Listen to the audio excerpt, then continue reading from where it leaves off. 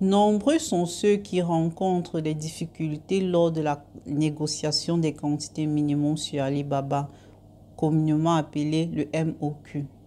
Une fois effectué le choix du fournisseur potentiel avec qui nous souhaitons travailler, un autre deal auquel nous devons souvent faire face est celui de négocier la quantité minimum. Dans cette vidéo, je vous expliquerai donc comment négocier la quantité minimum avec votre fournisseur et le convaincre ainsi d'accepter votre quantité minimum à vous. Il est également important de noter que la quantité minimum est une donnée subjective dont elle peut varier de fournisseur à fournisseur et dans certains cas, elle est réelle, dans d'autres cas, elle ne l'est pas. C'est-à-dire, dans certains cas, la quantité minimum affichée par le fournisseur peut facilement ne pas être prise en compte par le fournisseur, c'est-à-dire il a mis 1000 pièces comme quantité minimum, mais il accepte quand même des commandes de 500 pièces. Mais dans certains cas, par contre, le fournisseur, s'il a mis 1000 pièces, il a beaucoup de difficultés à accepter des quantités moins. Donc, comment convaincre votre fournisseur dans ce genre de situation? Nous parlerons de comment convaincre, comment abaisser la quantité minimum, comment négocier, quelle approche avoir avec votre fournisseur afin de faire diminuer la quantité de commandes minimum. Tout d'abord, vous devez savoir que en phase de négociation, il y a des phrases que vous devez éviter.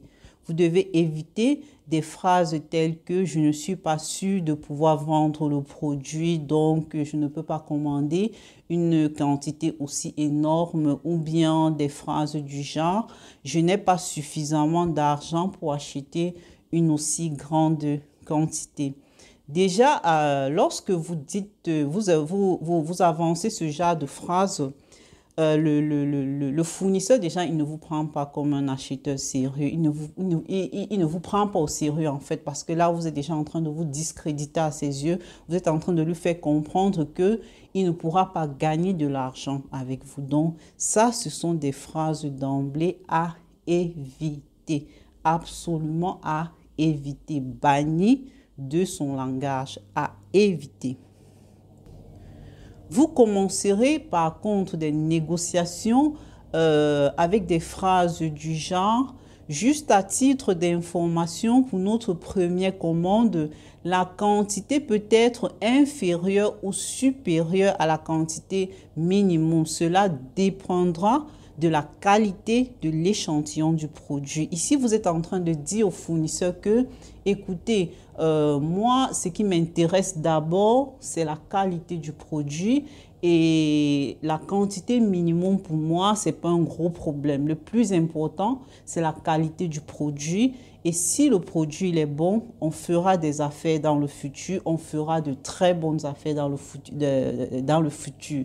Donc, là, il vous voit déjà comme quelqu'un de sérieux, comme quelqu'un qui a ses moyens, qui a assez de moyens pour faire les affaires, comme quelqu'un qui est intéressé à faire du business et non à se focaliser sur des détails tels que les quantités minimum. Parce qu'en effet, pour quelqu'un qui est vraiment plongé dans les affaires, les quantités minimum, en fait, et c'est vrai, hein, c'est pas ça le plus important. La vérité, c'est que quand le produit il est bon, il se vend. Ça, c'est sûr. Lorsque le produit est bon, lorsque le produit est de bonne qualité et que toi, celui qui est en train de le vendre et que toi, tu as une bonne stratégie, ça se vend. Donc, la question de la vente, en fait, ce n'est pas ça la question. La vraie question, c'est la qualité du produit. Donc, lorsque vous entrez avec une phrase du genre, déjà, le supplier, le fournisseur, il comprend déjà que vous êtes quelqu'un de sérieux. Donc, nous parlerons donc des techniques de négociation. Ici, nous avons donc 5 phases de technique, de 5 phases dans lesquelles vous devez, 5 étapes en fait, 5 étapes à suivre lorsque vous êtes en train de négocier la quantité minimum avec votre fournisseur.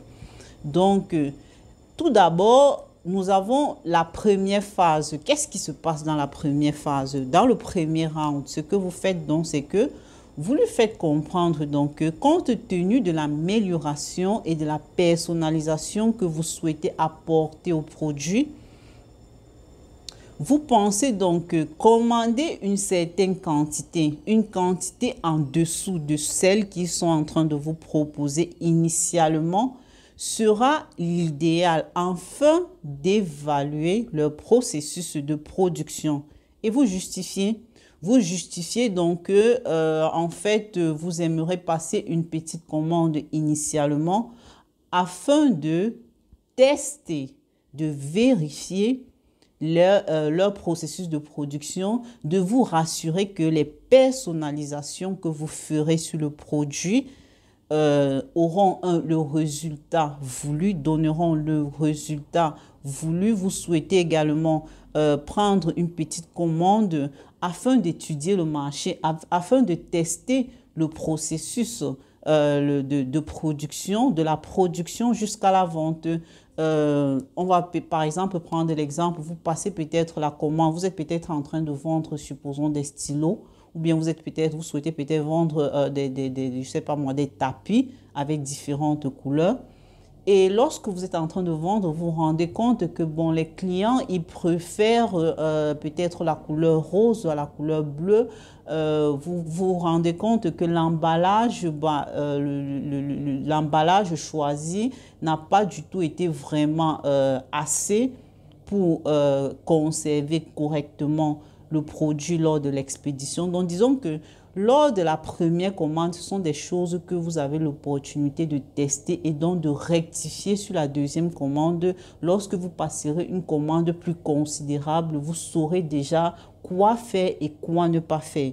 Donc, vous pouvez donc vous appuyer sur cela pour faire comprendre à votre fournisseur qu'en fait, le fait de passer une petite commande, c'est surtout pour tester le marché et savoir sur quoi s'appuyer, savoir quoi rectifier lors de la prochaine commande. Maintenant, lorsque vous l'expliquez donc ceci, il pourrait vous dire non, désolé, nous ne pouvons pas fabriquer tel nombre de pièces parce que nous ne ferons que perdre de l'argent. Là, nous entrons donc dans le round 2. Donc, vous attaquez donc avec la deuxième phase, avec la deuxième stratégie, où vous essayez donc de faire comprendre au fournisseur que vous ne souhaitez pas le faire perdre de l'argent, mais vous souhaitez plutôt faire des affaires sur le long terme avec lui. Vous l'expliquez donc le pourquoi, pourquoi est-ce que vous tenez à commander une petite commande. Vous essayez donc de le faire comprendre que lui, il ne sera pas le seul à perdre, mais vous également, vous êtes en train de perdre de l'argent parce que déjà, en passant une commande aussi basse, les frais d'expédition par voie aérienne seront plus élevés et vous pouvez également lui donner des exemples, des cas pratiques en l'expliquant que par exemple, si je commande de 300 pièces, 400 pièces, regardez que les frais d'expédition vont me coûter tant, donc à la fin, je ne suis pas gagnante. Ce que je suis en train de faire, c'est juste un processus. Ça fait partie du processus de lancement d'un nouveau produit dans notre société.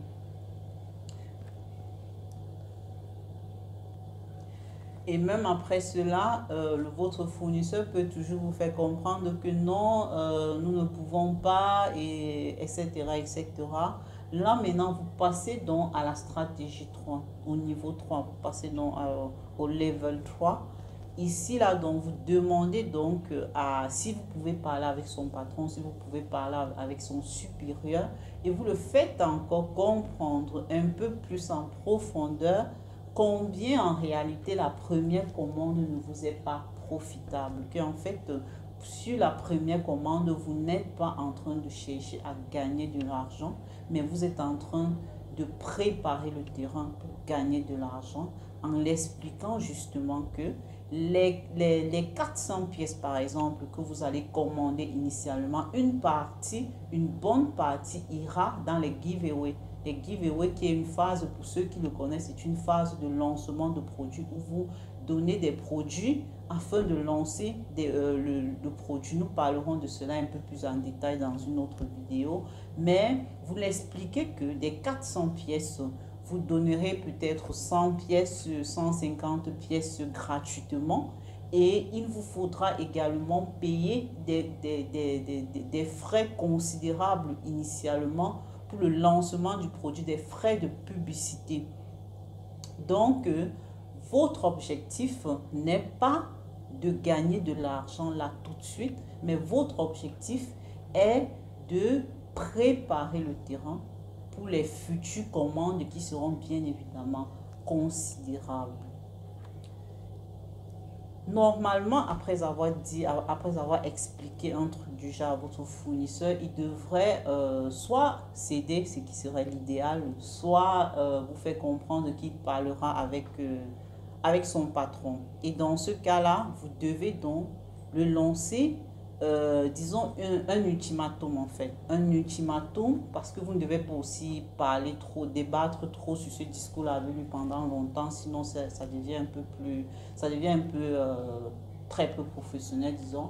Donc là, vous devez donc le lancer dans un ultimatum, c'est-à-dire lui donner une date, un délai auquel il devra donc vous donner une réponse au discours précédent. Maintenant, supposons que vous lui avez donc donné un ultimatum, disons, de 2 jours pour vous répondre et qu'il revienne encore avec non, je ne peux pas, nous ne pouvons pas. Et il devrait normalement venir avec une justification, avec une explication du pourquoi ils ne peuvent pas. Et dans ce cas-là, vous devez être très attentif, extrêmement attentif au pourquoi. Donc, questionnez le pourquoi ils ne peuvent pas. Généralement, ils entreront plus en profondeur du pourquoi et c'est sur ce pourquoi-là que vous devez donc vous appuyer pour attaquer le round final, le round 5. Donc, pour passer maintenant au niveau 5. Donc, c'est-à-dire, généralement, dans la majorité des cas, lorsque le fournisseur insiste beaucoup sur le MOQ, ceci signifie généralement qu'ils ont une matière première qui coûte un peu cher et donc ils passent la commande en grande quantité pour limiter les coûts, pour diminuer les coûts de production ou à défaut, les coûts de démarrage de la machine sont extrêmement élevés et donc pour pouvoir équilibrer les choses, ils doivent donc produire en grande quantité. Donc, ce que vous devez donc essayer donc de faire, de comprendre, c'est déjà quel est, entre ces deux éléments principaux, quel est le problème? Est-ce que c'est au niveau des coûts de la matière première? Est-ce que c'est au niveau du démarrage de la machine? Dans l'un ou dans l'autre, dans un cas ou bien dans l'autre, l'augmentation des frais, par exemple, vous pouvez décider d'augmenter le prix, vous pouvez décider d'augmenter le prix de l'unité pour essayer d'équilibrer. Donc, c'est-à-dire, s'ils vous disent par exemple que les coûts de démarrage de machine, si on doit produire seulement 400 pièces, on paie peut-être 100 $, on paie 200 $. Vous essayez de voir si vous pouvez récupérer ces frais-là et les départager sur les 400 pièces et donc augmenter le prix de fabrication des 400 pièces pour pouvoir équilibrer cette perte-là. Ou à défaut, augmenter la quantité. Donc, au lieu de 400 pièces ou 300 pièces, vous essayez d'augmenter la quantité à 500 pièces pour équilibrer cette perte-là. Donc, vous essayez de causer avec eux pour comprendre mieux comment équilibrer la situation. Donc, soit en augmentant le prix, légèrement le prix en fonction de ce qu'il vous dit. Si vous dites que non, les frais de démarrage de machine, dans ce cas, on va perdre peut-être 200, 300 $, vous essayez de voir si vous pouvez augmenter cela sur le prix de fabrication.